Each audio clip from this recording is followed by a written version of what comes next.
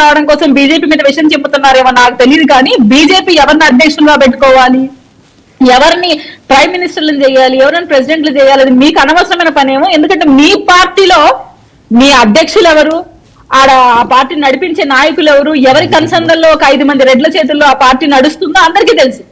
So మీరు మొత్తం అలాంటి రాజకీయాలు చేస్తూ బీజేపీకి సలహా ఇచ్చే స్థితిలో వైఎస్ఆర్సీపీ పార్టీ లేదని నేను నమ్ముతాను సార్. ఎస్పెషల్లీ ఏపీలో ఉన్నందుకు ప్రతిపక్ష హోదా కోరుకుంటున్న పార్టీగా మీరు ఉన్నారు.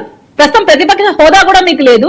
టు బి ఫ్రాంక్ మనం మాట్లాడాలంటే ఆ విషయాన్ని దయచేసి శేఖర్ రెడ్డి గారు ఆయన పరిమితిని చూసుకుంటూ వాళ్ళ పార్టీ స్థితిగతులు చూసుకుంటూ ప్రజల్లో ఇప్పుడు నిబద్ధతగా పనిచేయడం కోసం నిర్మాత్మకంగా ఏర్పాటు చేసుకోవడం కోసం ప్రజల్లోకి వెళ్తున్నారంట.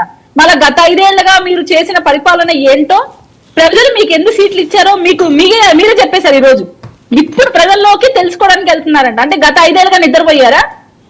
అందుకే మీకు 11 సీట్లకు పరిమితం అయ్యారని మీరు యాక్సెప్ట్ చేసినట్టే కదా ఈ రోజు మీ మాటల్లో చూస్తే.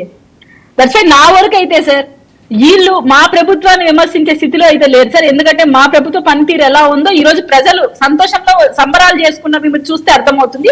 ఎస్పెషల్లీ రైతులు ధాన్యం గత ప్రభుత్వంలో ఎప్పుడు మళ్ళీ దాన్ని కొనుగోలు చేసిన తర్వాత ధాన్యం ఎప్పుడు డబ్బులు ఇళ్ళకి వస్తాయో కూడా రైతులకు తెలిసేది కాదు సార్. అట్ ప్రెసెంట్ మా ప్రభుత్వం వచ్చిన తర్వాత ధాన్యం కొనుగోలు చేసిన 24 గంటల్లో వాళ్ళకి చెల్లింపులు జరిగాయి.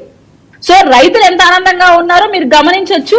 నోటిఫికేషన్స్ వచ్చి పెన్షన్లు అందుతూ, కానుకలు అందుతూ, ఉచిత గ్యాస్ సిలిండర్లు ఇస్తూ ప్రతి ఒక్క వర్గాన్ని మేము అందరికీ న్యాయం చేసే విధంగా మాకున్న వనరులను ఇంప్రూవ్ చేసుకుంటూ మేము ముందుకు సాగుతున్నాం.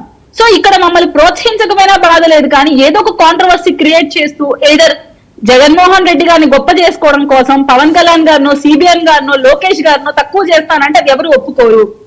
అండ్ విమర్శలు చేసే ముందు ఆ విమర్శలకి మీరు సాక్ష్యాలు తీసుకొని వచ్చి చూపించి మాట్లాడితే బాగుంటుందని మేము జనసేన పార్టీని తెలియజేస్తున్నాను సార్. ఏంటి లోకేష్ గారి డిప్యూటీ సీఎం వాయిస్?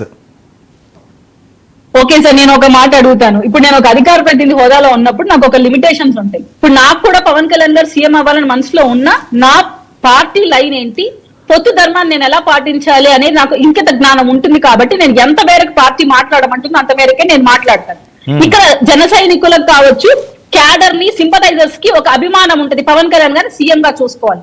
అలాగే టీడీపీ పార్టీ సింపథైజర్స్ కి, టీడీపీ పార్టీని అభిమానించే వాళ్ళు ఎవరైతే వాళ్ళ క్యాడర్ లో ఉంటారో వాళ్ళకు కూడా ఒక ఆశ ఉండొచ్చు, నేను తప్పనను. కానీ మెచ్యూర్డ్ పాలిటిక్స్ చేసేవాళ్ళు ఈ పొత్తుని మనం 10 ఏళ్ల పాటు ఆయన్నే సీఎం గా ఉంచాలనేది ఉన్నత భావాలు కలిగిన పవన్ కళ్యాణ్ గారిని దృష్టిలో పెట్టుకొని ఏ మాట అయినా మాట్లాడాలి అనేది నేను ఒక చిన్న సలహా ఇస్తాను. ఎందుకంటే పవన్ కళ్యాణ్ అంత ఉన్నతంగా భావించారు. ఆయన ఒక పార్టీ అధ్యక్షులుగా ఉండి కూడా సీఎం గా చంద్రబాబు నాయుడు గారు 10 ఏళ్లు కొనసాగితే ఇంకా మంచిది అనేంత గొప్పగా ఆయన మాట్లాడాడు.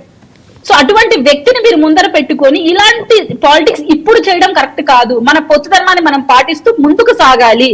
పెద్దలు పార్టీలో ఉండేవాళ్ళు నాయకులకి ఎలాంటి దిశానిర్దేశం చేస్తున్నారో గమనించుకొని మీరు మీ స్టేట్మెంట్స్ ఇస్తే బాగుంటుంది అనేది నేను ఒక వ్యక్తిగతంగా నేను ఇస్తున్నాను.